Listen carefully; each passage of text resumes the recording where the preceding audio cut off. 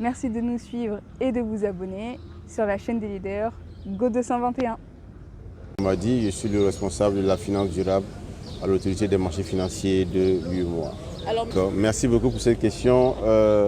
Nous avons en tout cas réuni ici à Dakar plus de 250 participants venus des 4 coins du continent et du monde entier pour pouvoir échanger sur les questions de durabilité. Comme vous le savez, l'Afrique est le continent qui émet moins de 4% des émissions de gaz à effet de serre, mais en termes d'impact des changements climatiques sur la population et sur nos économies, l'Afrique est le plus touchée dans tout le continent. Donc on avait remarqué également aussi que les promesses que au niveau international étaient données pour pouvoir soutenir le financement de l'adaptation ne viennent pas. Donc il fallait que nous, autorités des marchés financiers de l'UEMOA, nous trouvons des solutions endogènes pour pouvoir financer ce qu'on appelle la transition écologique et financer des projets d'impact et des projets de lutte contre les changements climatiques et d'adaptation sur les changements climatiques. Donc c'est dans ce sens qu'on a mis en place un cadre pour promouvoir ce qu'on appelle les obligations vertes, sociales et durables, pour mobiliser des ressources et financer ces projets d'impact-là et pouvoir réduire un tant soit peu l'impact des changements climatiques sur notre continent. Donc cette deuxième édition fait suite à la première édition qui s'est tenue à Abidjan.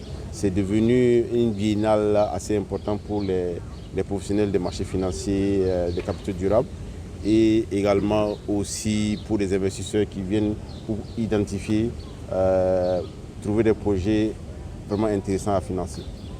La particularité de cette deuxième édition, c'est qu'on a, on a fait des ateliers préparatoires qui nous a permis de sélectionner environ une dizaine de projets verts vraiment impactants et innovants. Et ces projets seront présentés tout au long de ce forum pour permettre aux investisseurs qui ont fait le déplacement ici à Dakar puissent pouvoir identifier les projets qui les intéressent, les secteurs qui les intéressent et pouvoir investir et soutenir les changements climatiques. Donc ces projets, on veut passer des discussions dans les forums pour pouvoir passer à des réunions concrètes qui vont déboucher à des transactions, qui vont déboucher à des contrats directs entre investisseurs et porteurs de projets. Donc les porteurs de projets sont présélectionnés et ils vont présenter durant ces 2 jours de discussion pour pouvoir séduire les investisseurs venus de partout dans le monde et pouvoir financer leurs projets. Et les projets se trouvent en Afrique de l'Ouest et dans les 8 pays de l'UEMOA. Mais pourquoi La finance verte thématique, c'est parce que c'est devenu incontournable. C'est une finance qui répond quand même aux besoins de maintenant sans compromettre le besoin des générations futures à faire le leur.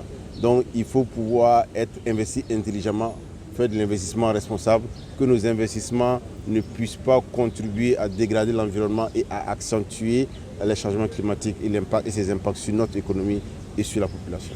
Très bien, une très bonne question. L'AMF a pris déjà conscience de ce potentiel depuis la COP22 à Marrakech, où on a signé ce qu'on appelle l'engagement de Marrakech. L'AMF, son rôle, c'est de mettre en place un cadre réglementaire propice pour permettre de protéger les investisseurs, pour permettre aussi des porteurs de projets de mouvement avoir des mobilisations de ressources. Donc nous, c'est de mettre le cadre réglementaire en place. On a commencé avec le guide des obligations vertes, sociales et durables qui sont en lien avec les principes internationaux de ICMA et de CBI. On a poursuivi la réglementation pour mettre en place ce qu'on appelle la taxonomie des projets verts, sociaux et durables pour permettre d'éviter le greenwashing et vraiment montrer aux porteurs de projets qu'est-ce qui est vert, qu'est-ce qui n'est pas vert, pour ne pas qu'on mobilise l'argent des investisseurs et qui seront dirigés à d'autres projets qui ne sont pas verts et saper la confiance entre l'investisseur et le porteur de projet. Vous savez, notre marché financier, c'est un marché qui est basé sur la confiance, notamment la confiance des investisseurs. Si les investisseurs n'ont plus confiance au marché, il y a un problème. Donc l'idée, c'est qu'on mette des garde-fous, qu'on mette des règles de jeu qui permettent aux investisseurs de bien jouer leur rôle et également aux porteurs de projets de pouvoir mobiliser les ressources et vraiment impacter le continent. Ces projets sont tous financés par les investisseurs. Nous allons monter déjà à 400 500 milliards mobilisés en termes verts. C'est pour ça qu'on veut de l'impact. C'est pour ça qu'on a emmené les projets. Ils sont là, les porteurs de projets sont là avec leurs projets, avec des montants significatifs.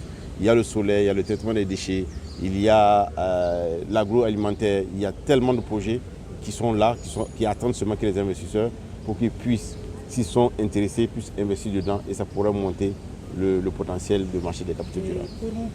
D'assurer la confiance des investisseurs, c'est vraiment très très important. Donc d'où la nécessité de mettre en place un bon cadre, qu'on a mis la taxonomie, qui sont vraiment en lien avec la réglementation au niveau international, pour pouvoir qu'un investisseur au niveau international se dise qu'un projet vert au niveau de l'UEMOA est effectivement un projet vert et que c'est comparable à un projet vert en Europe, en France et tout ça. Donc la taxonomie était quelque chose de très très clair.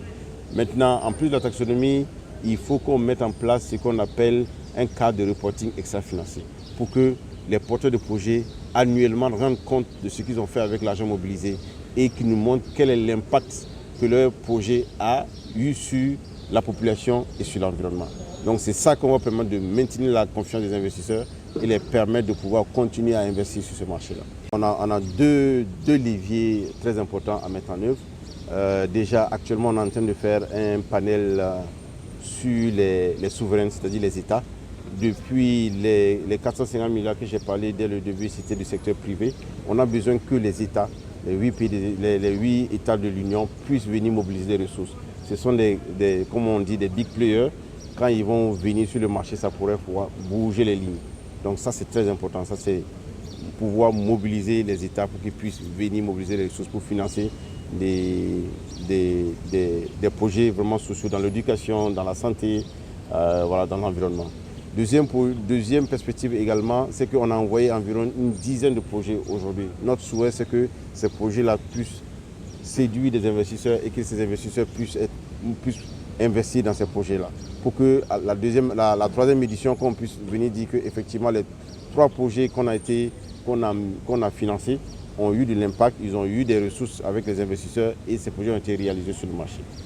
Et le troisième défi perspective, c'est de mettre en place un cadre de reporting vraiment clair pour que nos projets, les investisseurs puissent avoir de la donnée, de l'information sur l'impact que leurs investissements ont pu générer sur le continent et continuer à investir. Voilà.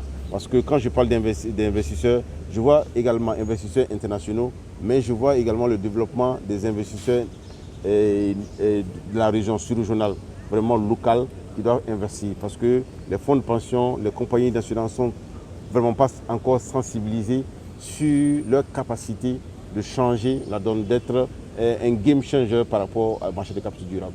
Si les fonds de pension et les compagnies d'assurance qui ont de la liquidité, qui ont beaucoup de fonds en réserve, qui commencent à investir massivement sur le marché, je pense que la donne va changer et l'impact, très entendu, pour le financement des économies va se faire sentir dans les meilleurs délais. Merci beaucoup, M. Balima.